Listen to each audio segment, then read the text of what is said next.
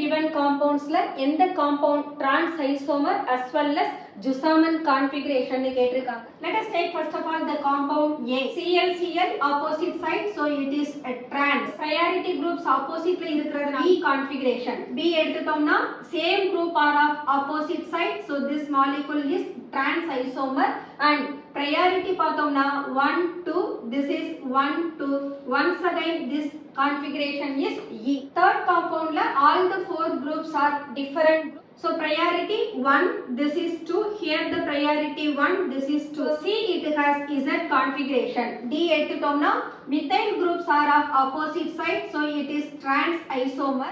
Priority பார்த்தோம்னா this is 1, this is 2, this is 1, this is 2. This is Z isomer.